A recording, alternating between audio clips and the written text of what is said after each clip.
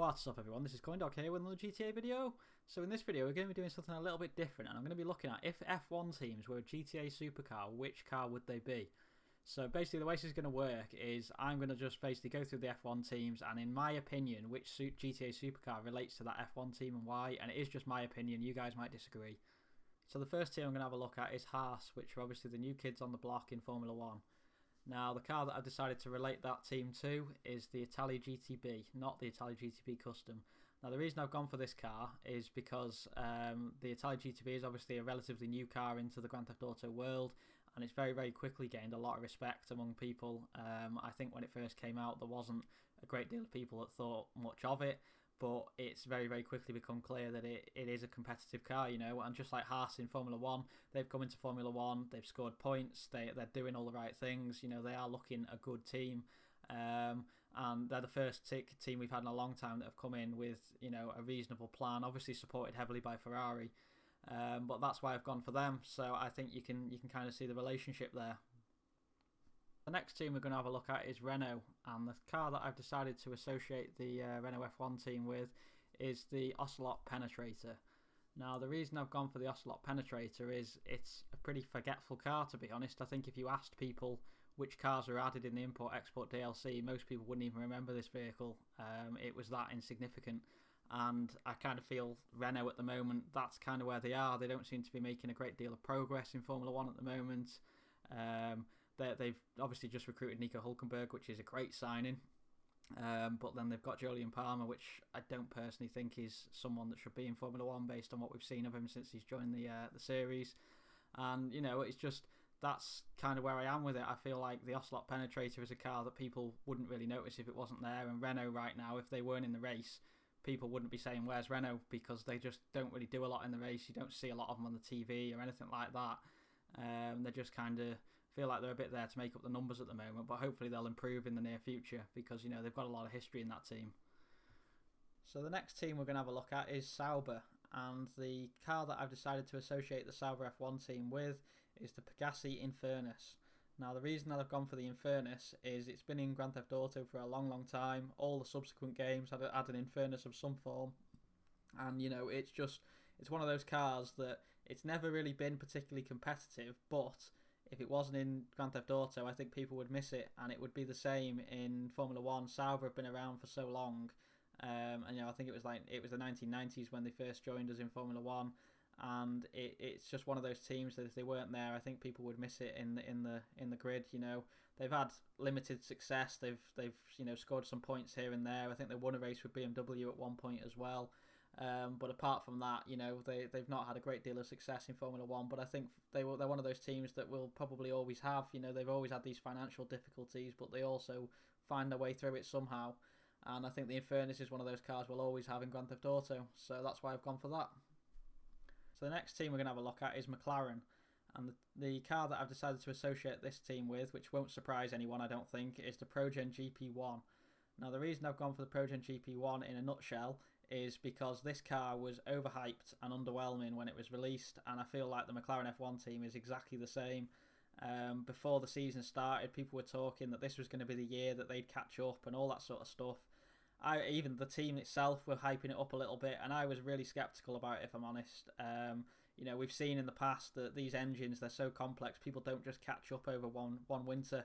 You know, you see it's taken, 3 seasons for Ferrari to catch up.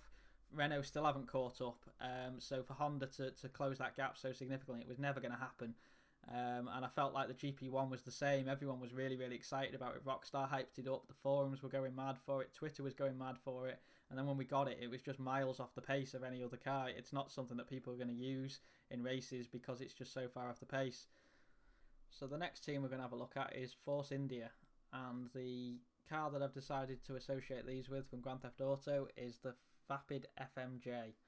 Now, the reason I've gone for the Vapid FMJ is that Force India, when they released their car this season, initially it was the same livery as last season, and then they released this pink livery based on a sponsorship deal they secured, and some people were a little bit, yeah, that looks pretty sweet, that's nice, and then a lot of people were like, I don't like the look of that. It was a very divisive colour scheme to go for, and I feel like the Vapid FMJ, when that was released into Grand Theft Auto, the looks of this vehicle, some people really, really liked it, because it was so different. And then other people were a bit like, that's ugly, I don't like the look of that.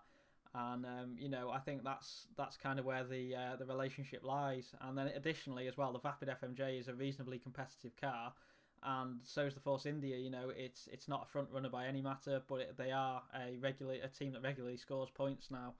And they've got a decent lineup with Sergio Perez, and then they've got Esteban Ocon, who looks like he's got a lot of potential as well. So the next team we're going to have a look at is Toro Rosso, and the car I've decided to associate the Toro Rosso team with is the Pegassi Osiris.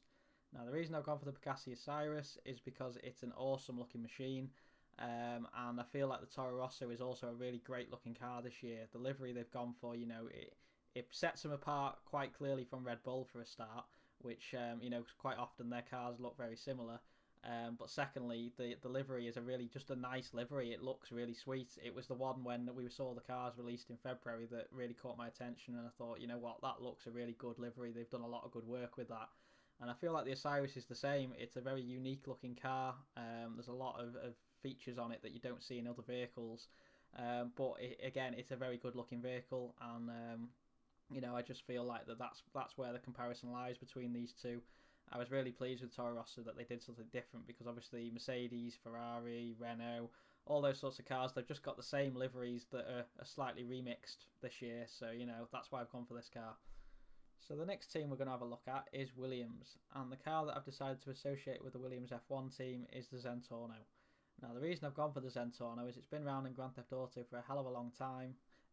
It was released obviously not long after the Grand Theft Auto Online was released, and it's always been a competitive car.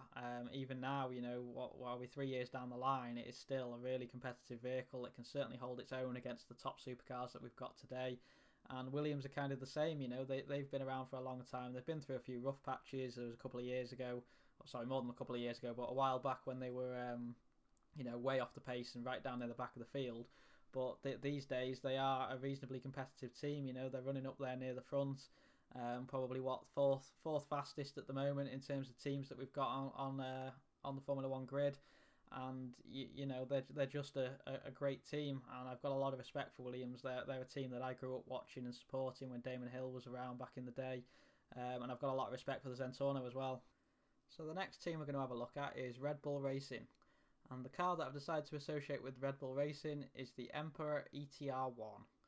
Now, the reason I've gone for the Emperor ETR1 is its cornering ability is absolutely awesome. That downforce statistic that this vehicle has just makes it go around bends like it's on rails.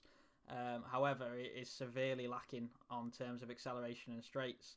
And Red Bull are kind of the same. They've got this Renault engine that they've been stuck with for a long, long time. They obviously attempted to swap to Ferrari and Mercedes a few seasons ago. And don't get me wrong, the Renault engine has got a lot better, but it is still a long way off the Ferrari and the Mercedes engines that we've got today. And obviously now that Renault have got their own works team, they're more focused on that than they are on Red Bull. So it's a little bit of a sticky situation I feel that Red Bull are in at the moment, where we're in an era of Formula One that is dominated by engines, but they haven't got an engine that can be competitive, even though they've got all that downforce and that cornering ability that really makes a car that has got the potential to be one of the top teams if it just had the right engine in it. So next up we've got Mercedes, and the car that I've decided to associate with the Mercedes F1 team is the Nero Custom. Now, the reason I've gone for the Nero Custom is it is, in my opinion, the best all-round vehicle in Grand Theft Auto as it stands today, and the Mercedes, I feel, is kind of the same. It's also my favourite car in Grand Theft Auto, and Mercedes are my favourite Formula One team. So that's kind of where the associations lie. Mercedes are clearly ahead of the game in qualifying trim, and on race pace, my gut feel is that they were right on the pace with Ferrari there. Unfortunately, the strategy didn't play out as it should have done. If they'd have pitted Lewis a lap earlier, for example, then he would have come out ahead of Mr. Verstappen instead of behind him, and I think the race would have been very different. I don't think Ferrari would have been able to pass him, but that's just my opinion. But yeah, so that's kind of where the association lies, and I still think that the Mercedes is the best all-round package that is lying on the grid of Formula One today, and I'll be interested to see how that progresses throughout the season. And that, of course, just leaves one more team, which is Ferrari. And the car that I've decided to associate with the Ferrari F1 team is the Pegassi Tempesta. And the reason I've gone for the Tempesta is that this is an absolutely awesome machine. It is right on the very pace of the top supercars in most situations. But it lacks a little bit of speed in terms of top speed, but it's got decent acceleration, and I feel like the Ferrari is kind of the same. They are still lacking a little bit in top speed, based on the speed trap figures we've seen and all that sort of stuff. And the general opinion on the internet seems to be that they are a little bit down on power now, but not very much at all compared to where they were a few seasons ago. And it's really, really interesting that we're finally going to get this battle between Ferrari and Mercedes. It's taken Ferrari a good few seasons to get to where they are, but I'm really excited to see what happens now that we're finally going to see this Hamilton versus Vettel battle, which even though they've been in Formula 1 together for so long and they've won so many championships, they've never really had a proper battle for a championship between each other. But I feel like this could be the season where we really get to see that. So yeah. And that's it, guys. So let me know what you think in the comments about that, because I was a little bit unsure about whether this kind of concept would work or not. It sounded a good idea in my head, and then when I've made it, it's felt like it's gone okay. But I'd like to hear you guys what you think about it, and if it gets enough support, I might do something like this again in the future. So thanks very much for watching, and I'll be back again soon.